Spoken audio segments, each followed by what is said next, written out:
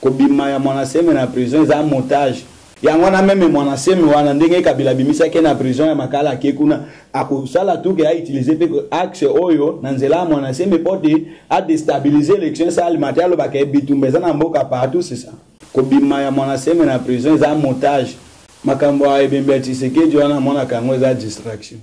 Parce que Tshisekedi et les autres là na lobaki pour ba politicien Congo na zana confiance ba politicien Tshisekedi aza moto. Ata Félix zana confiance na été. Na ya Félix na zana confiance na été Tshisekedi aza moto a confié déjà ba intérêt c'est tout. Mondele azana besoin à avancement de développement en Afrique mais à exploiter Afrique pour mboka neza stable c'est tout.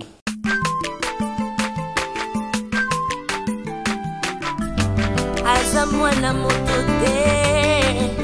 Kosangai abongwa ni pete boa wangata Nzambe ya le Nazarien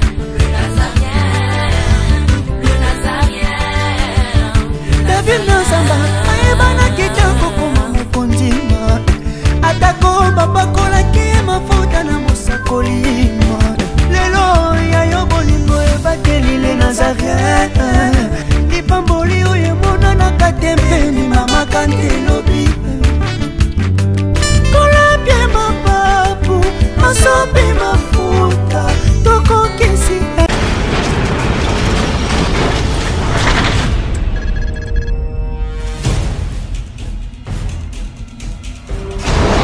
Pour vos annonces, vos prédications, vos clips, vos vidéos et autres, il n'y a qu'une seule adresse. N'hésitez pas à taper www.lesnazarins.com. En ces jours, nous sommes en pleine promotion.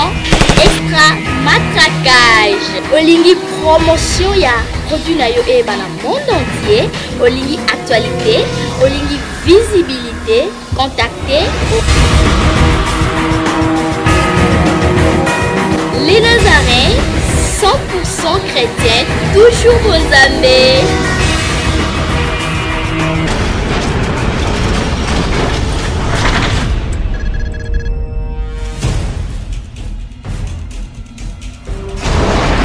À tous ceux qui nous sont fidèles et chers téléspectateurs de la 3W de Nazarien TV.com, je vous dis bonjour, bonsoir, shalom, pourquoi pas pour les enfants de Dieu,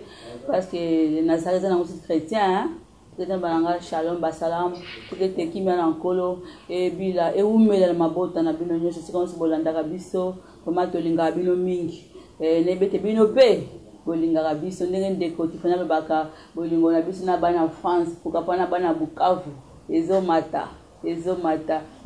lingi koma overdose toza na émission na biso ya lelo tamusi bokabo mama kama komisi bakoto ndenge na lobaka na bino tango awa na les Nazareth toza na polyvalence. Il y a une présentation de l'émission. Voilà la raison pour laquelle nous avons Maman Mariam, 4 émissions. Ma solo ya mboka. L'image en profil. Justin Kwangi de Mobile Pembe. Les longs hommes l'ont remplacé. Il y a un coco sommuke et qu'on empêche tout ça l'émission.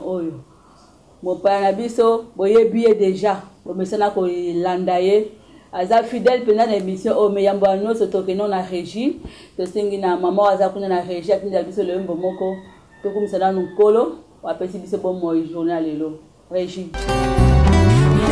Tima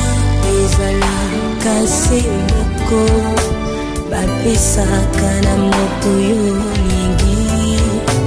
ngana zima na pesa na masia wazali kitambo kati ya motema ezali ya moto ya ogo moto ekoki kopesa na bonzambe na yo na langwe bolingo na yo elobisinga oyo ozali mpona ngai natali solo ya bato te kasi monene na yo masiya Je pense que l'homme se peut ici, binonyo se balandi na biso. Pourquoi pas wanga molongani. Papa Moïse pia mena pesi wambote mingi. Pourquoi pas équipe totamboli na bango. Cordon na biso Tiffany Mokwa. Tope visionnaire les Nazarene nga lingara to bengaye. Lucien Kwangindo, tout dans maître na biso les Nazaréens, pasteur Richard na pesi binombote, bongo na ba ke invité tout ça pour représenter pour message na elongi oyo à qui je dis bonjour prophète Bruno. Bonjour maman Myriam, bonjour na ba auditeur surtout ya les Nazaréens. Bon, nous en forme. Sûrement en forme na ngolo na nzambe. Yo banga te pene ba popote na rapenda na masolo amboka le prophète Bruno. Qui est derrière prophète Bruno na ba propos abimisaka sanko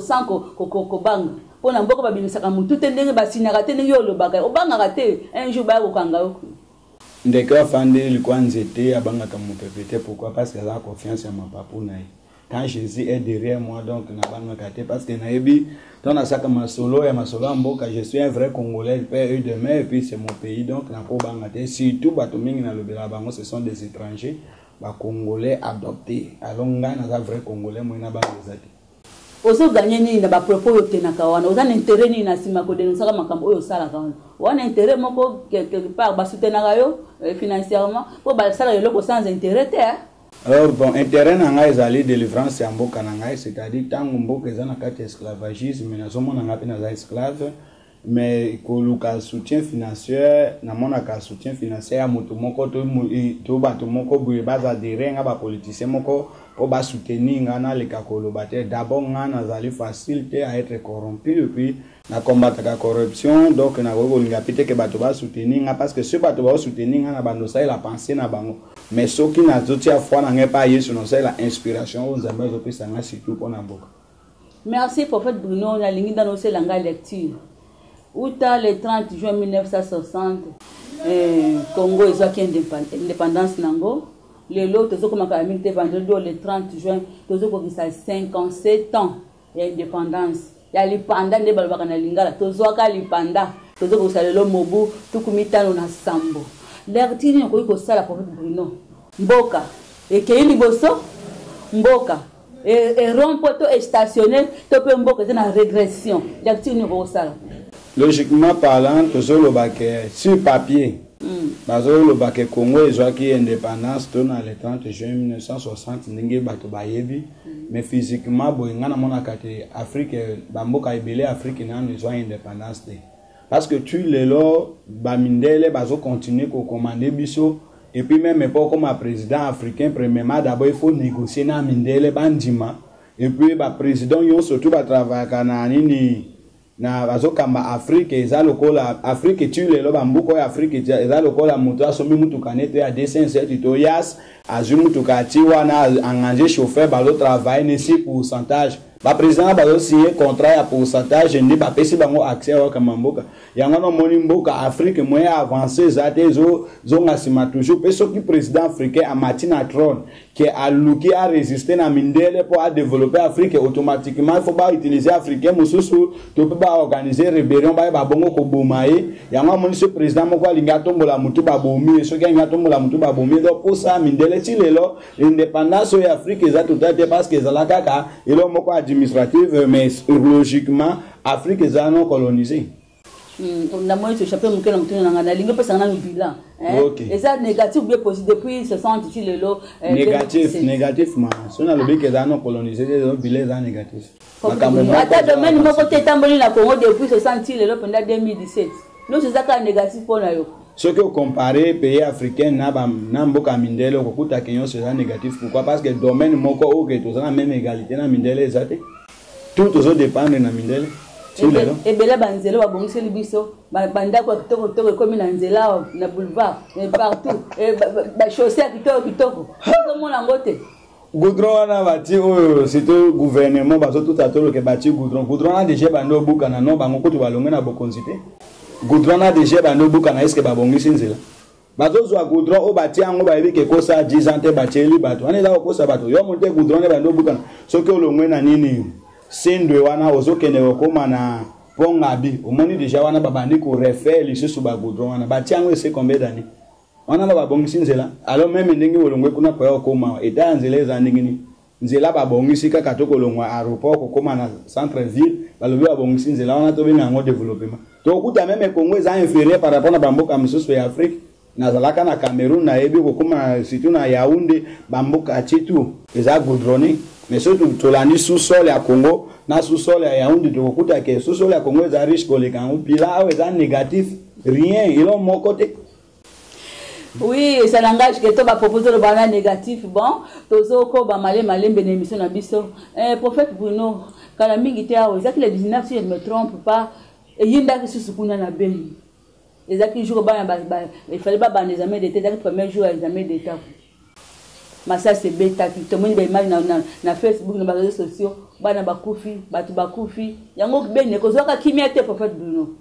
Est-ce que zoka kimiate? Beni ko zo akimiate parce que ceux qui ciblent la balkanisation, ils ont visé non PC du Kivu ni non Kivu moni Beni ezamo ko ya grande ville mais na frontière na province orientale. Donc problème na bango ezali même temps ba yakana bitumba ya M23 na lobaka ngotongo ba yakana bitumba M23 et loko résistant na bango ezaka ko franchir Beni parce que ba négocier déjà côté à Butembo kuna to bazaka na facilité franchir mais ba nani rebelle nani ADF nalu o bazaki na ngomba lwenzori bangonde ba résister ka balobi non biso to ko céder parti o te so bolingi bo ba kaniser bo suka ka kuna alors tango nalobaki makambwana awa nakanisi kaka na plateau ya le Nazaréen tango prison ya Beni ebukanaki tango to yokaki makambo basi ya kangwa ebukanaki nalobaki yango ke eza manœuvre ya gouvernement eko umela te boko yokake o ba rebelle o bwena boyo batomboki na Beni ezali manœuvre au gouvernement de ça juste parce que Kabila a volonté à organiser l'élection yango bazo créer babilo kwa na nyonso tout et ce ne sont pas de vrais rebelles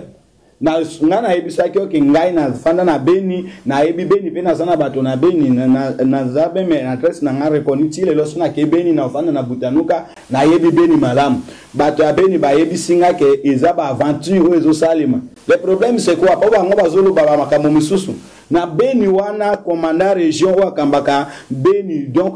commandant région général kambaka Beni ti le loi za Rwandais. Donc tango Rwanda nde ba Rwanda nde ba fandi na Beni na kati na armée na biso stabilité ko kota na Beni te ba mai wana ba revendiquer kane mboka parce que ba yebi ke réalité biso to yoka Kinshasa na ozo lega kone zandingi mususu na armée ya biso ya Nord Kivu na Sud Kivu j'ai toujours dit clairement ba yebi singa te na zalaka kuna kokuta na chaque régiment commandant régiment za congolais adjoint na yo ba benga OPSE aza Rwandais okuta na kati ya armée ba kabola poste so mokonzi moko congolais na sene Rwandais congolais basala ka première opération na eleki bongo ba réussi yango ba yaka na combat ya M23 po ba jusqu'au kene ya négociation ba sous troisième poste so titulaire aza congolais deuxième aza Rwandais troisième Rwandais tango ba yena M23 ba moni marché te ba zongi ne position etikali soki même balongo tango bituma M23 zalaka ngana yebisa bino kena kana fana mingi na ucha wana na fana pe na Iringeti na examiner biloko na yo surtout na miso qu'est-ce qui s'est passé soki ndenge bituma M23 bana ekoleka ezana ba Rwandais misusu bazalaka na armée na biso babana pela kotema boye assemble bazupe mutuka bazokende ko rejoindre M23 gouvernement na biso lo biso ki bazokende ko ta M23 bo beta bango masasi te botika bango bakende no okuta ke réalité armée bazwande bazana kati armée na biso babanda okende ko rejoindre par rebelle M23 officiellement gouvernement lo biso bo moni ba okende ko na botika bango bo beta bango masasi te ba ke ba komi kuna babandi ko ya bituma buna makana Nord Kivu na Sud Kivu za ba montage za escroquerie et puis surtout le ko la tozo préparer élection bo bakosala nyonso po ba perturber élection yango na même mwana semi wana ndenge Kabila bimisa ke na prison ya makala ke kuna akosala tout ke a utiliser pe axe oyo na nzela mwana semi pote a déstabiliser élection ça alimentaire lo ba ke bitumbeza na mboka partout c'est ça. Prophète Bruno na mweti yo bosani ko ezande arriver mwana semi na prison to batunende ba ko bimisa ye na on a sala ke mission évasion na lobaki polele ke ko bima ya mwana semi na prison za montage. Pourquoi? Parce que mon ancien mena Kabila babanda ke ko wela non pas beaucoup nzime bazo wela makambo mbongo pe poste ne ya premier ministre a promettre que mon ancien poste ya premier ministre a honorer te na mbongo apesa kini mon ancien bana osela ngoma kelele a kotise na boloko a utiliser pour sortir mon ancien pote ya boma ba opposant politique bazalaki wana na ba militaire Jean-Pierre Bemba bazalaki wana na première mission na salaki a jeté clair na lobaki ba 50 militaire Jean-Pierre Bemba bazalaki wana ba lobaki ba bimina évasion ti le lot trace ya moko monanité ba ti bango donc ils ont un montage ils ont makamote que menacé mais ça là évasion c'est limité yo monique prison ya makala wana 2 bataillons à banamura bazalaka wana 5 bataillons à la police mutako ko ya ko na bitumba to balobi menacé ma bade ko beta ndike panzaki eza lokuta wana basalaki montage il faut la xabiso place so ba opposant politique wana ba bimaki soki ezalaki évasion solo pourquoi il dit kapenza boyaki ko bima pourquoi na no Frank Jongo ba ko bima pe na lobaki en clairement avant makamwane sali makabila yemoko na bato na ba zwina noyo ndele wana Norvège bazalaki wana ba rapatrier donc ba si wana yo soto to l'acte soki ezalaki évasion ke sali maki bango ba ibaki te ba bimisaki mundele wana ndengeni sikoyo ba opposant politique bazalaki wana ba bimi lelo ti lelo trace na bango ezalite bati bango wapi po ba lobi évasion sali maki bato yo so bakimi me bango trace ezate ba militaire Jean Pierre Bemba na trace ezate donc za ba biloko moko montage ito bazo bato loko bana mikete to za clair to zomona makambo puis na lobaka makambo clairement et quand je parle cela me concerne seul ceux qui bazana droit réponse ba ya ko agresser na nga même na chaîne to que ko débattre na ba porter parole na bango ba prouver nga makambo na lobaka. Oui, ba popo ezo ngazeka prophète bunene ya solo bango balandi na ngai tozo ka suba nungu le 30 abonné ma obeta suba numéro mususu yo le biki le tebi gouvernement misaki mais to biki batu nende ba misaki tozo ka suba nungu le 30 awa e ko yinda le susu ako sa suba numéro ni asalaki la fois passée. Est-ce que vraiment toi linga bunda so date ya combien mona na kava on va avancer ce sont des distractions. Dans le bec Kabila a volonté d'organiser l'élection, à créer, qu'on distraire. Le problème à Congolais, c'est quoi? Congo, ils ont avancé. Pourquoi? Parce que les Congolais sont faciles à être corrompus. C'est ça. Bientôt là, Corneille Nanga a confirmé que le CERO d'ici là. Na décembre, bango déjà aucune na yoka na radio kapé bazolo baki élection ko kozala organiser na décembre té bazo poussa bazo distraire bazo distraire bato yango même merci na question yo poser makambo enrôlement so na beti crochet mukena kina côté à Kasai na yoka ke moni ba makambo zo salima na mboko yo ekoki congolais azala clair pe afungola miso na yoka ki ba député à Kasai côté na zone obitumbe zalaki bazo ebisa bato ba nani parce que bato ya Kasai place gene zalaki ba komi okene na commune district mususu po basala enrôlement na territoire mususu ba député wana siko la partie mokolwani na yebike zone pe bande ko bunda ba député na ngo bazalaki bitumbe bundi ba bomi ba Kasai yo so bango ba lobite metango ba yoki ke bato ba okende ko sa enrôlement na territoire mususu na yoki 2 3 députés ba réagir ba lobi nini obo kende kuna te poso bo kende kuna bozana difficulté à ko voter bo si la kaka enrôlement ko yo sali na place bozali donc bango bazana besoin bato ba voter ka bango ba kota na bokonzi mais bazali incapable de défendre le peuple wana ce qui totali na gouvernement ya Kabila à part to ba katange na ba Rwandais okukuta ke majorité za ba Kasai mais bitumane bundami nyonso même ba grand pasteur mingi na Kinshasa za ba Kasai est-ce que bazu même temps ya ko réagir donc okuta ke Congolais a facile à être corrompu Congolais vise l'argent plus que son pays c'est ça le kamboso bo mamboka alors bazo ba enrôlement zo salima bien si kende na ba place enrôlement zo salima komona manœuvre donc okomona ke seni azali na volonté bato bazo kende ba souffrir donc ba torturer bato no se po ba décourager ba salate et puis deuxièmement seni déjà le baki ke baza incapable de organiser l'élection en décembre mais ba isa bato ni décembre akopousa kaka boye entre autres manœuvre ya Kabila des objectifs élection ça le matin deuxième mesure balkanisation doit viser biloko na mi balé dans la volonté élection siko bino le quoi ba chrétien bino le quoi ba pasteur bolobini pour na mboka Congo bolobini na biso ete si mon peuple persiste qui est invoqué mon nom, simili, prie et recherche ma face, je l'exaucerai du haut des cieux, je lui pardonnerai son péché et je guérirai son pays. Un mot pour le Congo vraiment. Ce mais bon, ça relève. Bon, si mon être comme sous d'autres cieux, avec mon télémaki à organiser l'élection, non, c'est le canal qui m'a. Pourquoi pas et pas la mission à Congo? Combat toujours Bundana Congo, ne bamboka msusu est différent. Pourquoi? Parce que la majorité de ceux qui gouvernent, ce sont des étrangers. Biso solution tozui ko prosterner ko lelepa na nzambe et puis tozon du maquet délivrance ya Congo koya Congo kozonga na maboko ba congolais et koya wana futur ozana ko dima penza oui on a des solutions aux amaka oui de la part de Dieu bilan négatif solution aux amasundeni 57 il y a négativité à bilan le problème est que régime yo sosoke lo mwenza mati régime mususu a soke nzambe ndi ati moto selo volonté na e Congo okende liboso.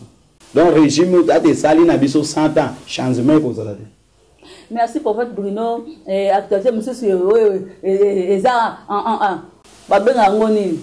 eza à la une ndenge balobaka na Congo lelo boy arrivé ya ministre na biso Alexis Tambo Mamba le batu bafungola ba champagne commentaire na point wana prophète Bruno lobini ute baki bakangia kwa watu kozonga te boni azongi su na Congo. Est-ce que vous êtes informé? Na yoka kite azongi nazana info sur thème bato bazo asirenga bato bele ba ipsinga ki azongi. Le problème en Afrique na ba mindele zani. Problème en Afrique na mundele ayibi point faible africain. Organise même babilo kwa na ba Nations Unies banani balobaka balobela kabila pourquoi ba visa qu'intérêt na bango na ipsa ka moto moino ka kocha mon elikano to fois ne pas mundele te ke mundele akoya na solution. Bakangi tango mamba ba grimacer basanzi mbongo batiki azongi nae. Alors tango bango bazo sala babiloko wana ils ont fait avancer Afrique te mais zozongi Afrique sima. Même tango gouvernement ils ont bambongo ko kende ko corrompre mboka ba mindele pour te batiki la bango pouvoir ba continuer ba protéger bango na pouvoir. Ozomona que ça marque de volonté pourquoi parce que mbongo wana bango ba kenda ko corrompre libanda c'était miba joango ba sunga na peuple Congo ba bongo ko kende liboso. Soko moni social à congolais ko peso ma congolais azoli a bien te congolais azo souffrir misale zate mais ba zo ka bambongo aminene ba zo kende ko corrompre libanda. Donc okuta ke mundele ayebi déjà point faible to kangie boy to sali makelele ba libérer ba pesi caution to mbongo abimi donc biso minde ba africain to koma lokole loko masano mindele po ba ngoba avancer biso to chikala ka se plage na landa kika ka ba belge wana depuis nanini na congrès na bango ba lobini ni bazo reconnaître pe bazo regretter na assassinat ya Emery Fonani Lumbumba bazo regretter na assassinat Lumbumba ba décider ba débloquer montant moko pona nini fond ba benya ngo fond Lumbumba po ye ba bongo kosunga bato na Congo ba reconnaître assassinat Lumbumba après combien d'années ba ko reconnaître pe assassinat musée bazo regretter pe ndenge nini ba ibaki bongo koteka nani oyo Mobutu po ba pesa priorité na ba Rwanda ba gouverner biso parce que na lobaki yango clair na lobiki bitumba o esalema ki na Congo oyo musée yaki na ngo ezalaki rébellion te mais ezalaki agression ya Rwanda ba yaki juste po ba déstabiliser mais bato ba ko tia bango ba décevoir bazo sunga mboka te mboka ezozonga sim donc okuta ke ndele azo sakana na biso ndeko sakana me biso ti lelo tozo comprendre to tiaka motema na mondele oni alobi mbalo kabila kolongwa wa français balobi wana za distraction donc bango ndina lobaki batia ka ba président en fait que sur contrat et puis si ninoyo makambo tali bongo pourcentage si ba moni olingo résister ba augmenter pourcentage ba ko so meki to kolongolo oyoki bolobi bote aussi contrat moko batiki aussi contrat batiki mondele azana besoin ya avancement to développement ya Afrique te mais à exploiter Afrique pour mboka neza stable c'est tout. Donc comment ça penda gâteau ko mutamtoka teteni naye prophète Bruno Congo eza gâteau mama Congo eza gâteau Congo koma lokwa ibomya nzoku elali moto na moto azana machete zopela aya kokata na lobaki yango clairement na lobaki za bamboka ba parti mosusu na Congo wa izaka ya biso te na kati ya Congo mais koma lokwa ekoma lokola te mais koma propriété privée ya ba américain na pesa ki exemple typique na réserve na biso ya Ipulu Ipulu oyo zwami na Nord Kivu na kanina nini oyo province orientale okota Nord Kivu réserve na bato bafanda na Beni na bato bafanda ozalatu bayebi makambo na loba OK Ipulu wana ndenge za wana kabila zwango apesa ba américain ekoma wana Ipulu mobimbezaka ba américain bazo exploiter ba or na biso wana bakenda nango Morgan ayaka ko revendiquer ngo parce que ba américain balobaka to fandi wana ko batela ba okapi ndeta Morgan revendiquer ngo ayaka ko boma ba okapi nyonso Morgan tango mogwa abomaka ba okapi ngana zaka na boni Morgan aloba clairement que na bomi ba okapi wana po ba américain ba fandi ba lobi to fandi to zo batela ba okapi na bomi siko ba okapi po ba américain bazonga na est-ce que bango bazonga te batikali wana pourquoi parce que vision na bango zo batela ba yamate vision na bango ezali ba exploiter or ezawana eliko utaka États-Unis ye kumbi or kinango c'est tout donc okuta ke mboko ya biso kumbi kwa gato moto na moto azo kata na o pa ndenge na même ndemba bombe bato na kasa réalité bimike ba mona ke ba minerais ezawana ba longa ko exploiter yanga ba créer rébellion ba benga na bato ba français ba organiser ki rébellion na Mali ezaki toujours pour na ko exploiter or donc mindele bazo sakana na biso na Afrique et surtout Congo okuta parti mususu bangolais bazo exploiter pétrole na biso kuna pe ba Ougandais bazo exploiter pétrole na biso pourcentage wana gouvernement en général te Kabila azwaka yango bazo pese dans les contrat ba signé azo zwa bambongo atina poche akomi multimilliardaire pe mboka ezokota na kao ba société belé arrêté à salaire mais bango bazo s'enrichir bazo koma riche donc bazo souffrir mboka. Ok, pour faire bien tozo kende lentement sûrement dans cette émission na biso ala yini lisusu oyo ebembe papa Tshisekedi papa et comme mythe et comme nini Tshisekedi ebembe ko ya to ko ya te basi bakunda kunya na poto to bakunda yete emo makambo ya ebembe Tshisekedi wana mona kango za distraction parce que Tshisekedi et les autres là na lobaki pour ba politicien Congo nazana confiance ba politicien te Tshisekedi aza moto ata Félix nazana confiance na ete na ya Félix nazana confiance na ete Tshisekedi aza moto akufi déjà ba intérêt c'est tout to tikala kaka na makambo ya ide pese lokwa to bandi ko lobela yango et to lobela no mukeli solo ande ko jekoko to ebi ki azalaka na PPRD alongo na PPRD akena na MLC alongo ya zemusu na ide pese bakene pa kotike en triomphe papa ko yenga wana lo ba moko pona ndeko jekoko azoluka nini na kosala kanyoso wana ya baba biloko oyo na sebisa bino ke ba vrai politicien bazana Congo te quand un politicien a changé ba parti politique azoluka nini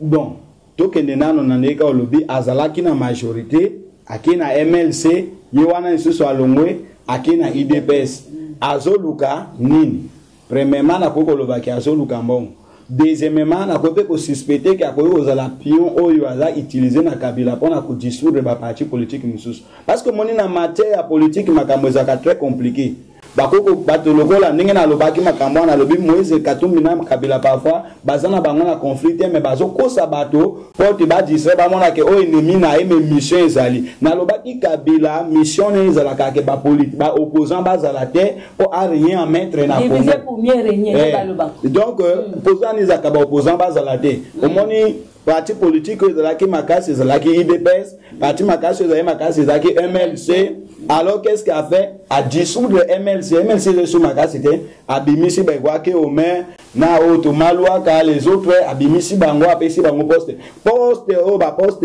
kokoma ministre na Congo Kabila atia ka bato baza compétent pour basala musala wana te mais a utiliser ka yango lokola cadeau pour abuma ba parti politique muso so bimi kuno ya na commission ministre obimi pe ya commission ministre s'il a utilisé 2-3 fois tout une année a tio pembeni le quoi déjà bimi sur un parti politique yana comme no baby olimo pemba na moko asala na bato ebele pourquoi parce que pour ça les alités que ba opposant base la diviser pour mieux rien donc azo dissoudre azo panza ba jekoko na ba transit na bango ba tout ça là ce qui IDPS ba yambi je regrette parce que pourquoi pas na ba parti munene lokola IDPS ba ko na compétence ya ko préparer ba politicien na bango na moral o bango bazana ngopoti musale makaliboso te bato basala ka ba transit jekoko alongwa jekoko c'est qui pepe azolukani donc on a confiance na été azoluka mbongo azoluka honneur azoluka grade azoluka poste c'est ça le quoi que na majorité a comme ministre fait a que une opposition pour comme ministre c'est ça donc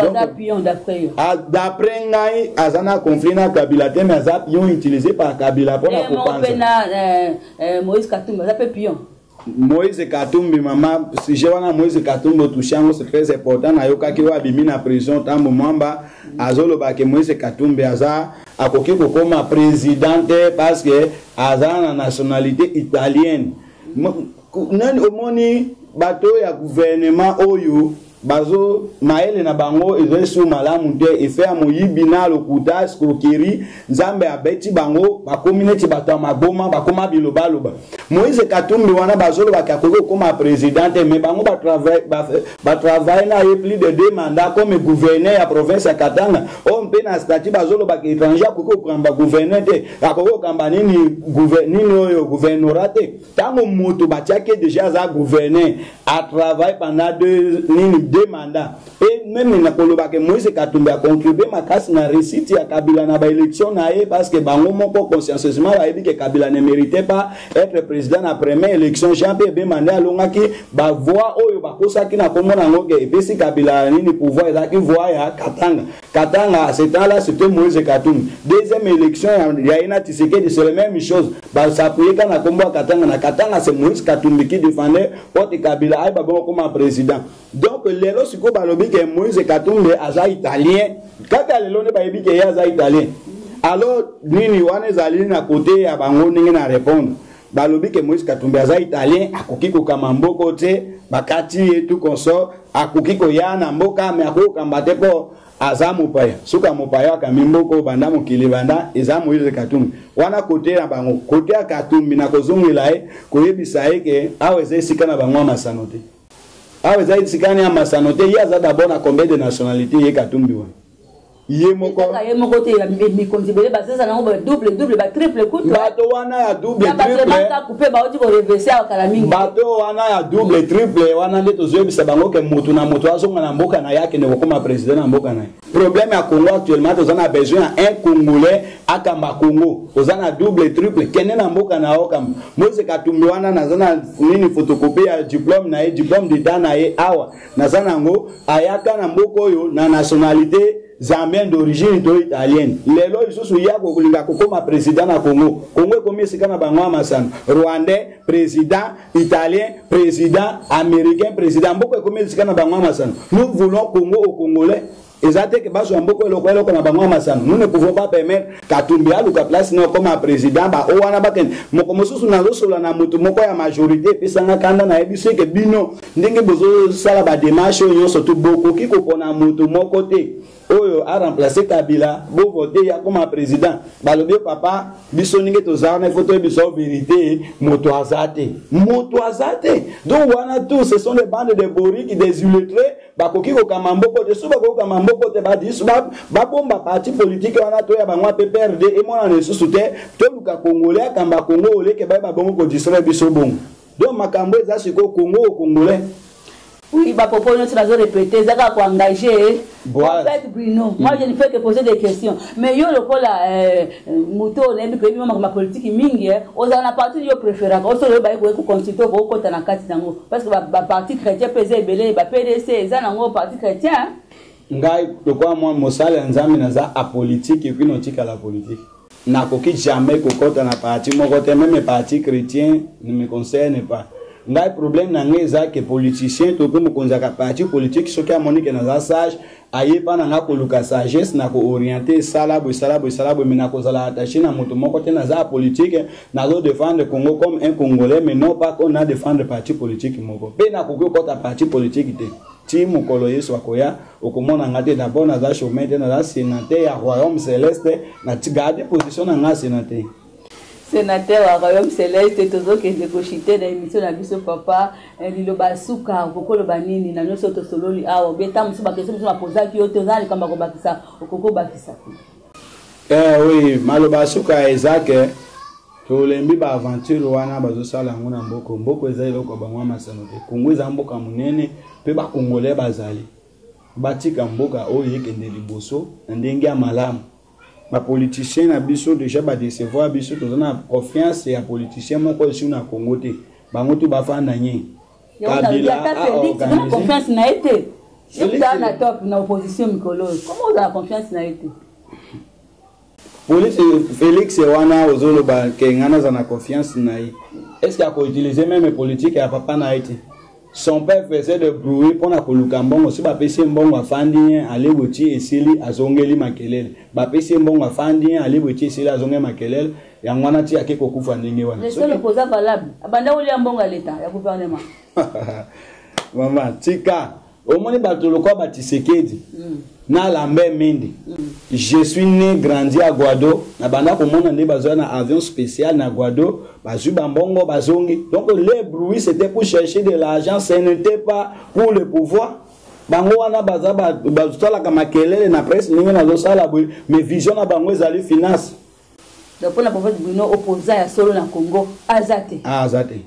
jusqu'à maintenant zate moto na banda ko sana tina moi confiance ni zaki o ya na prison nani Frank Diongo. Merci pour faire de notre commune sur émission na biso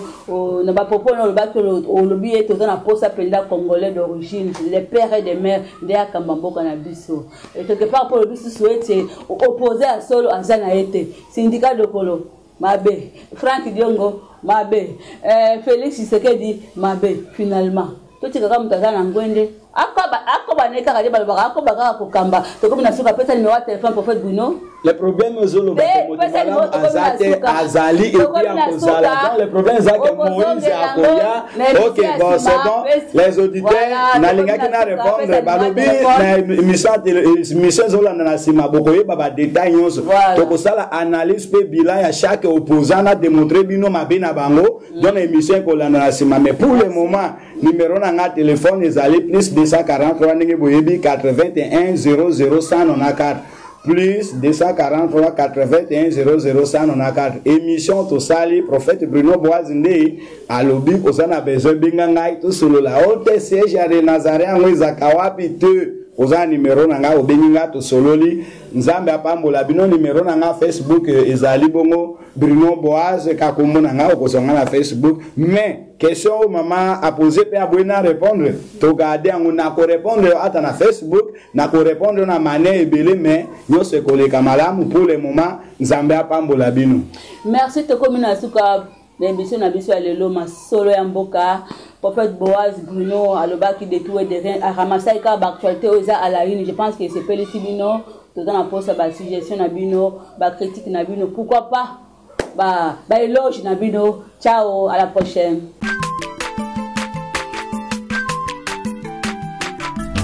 Aza mwana moto te po akosangai abongwani pete po awangana Nzambe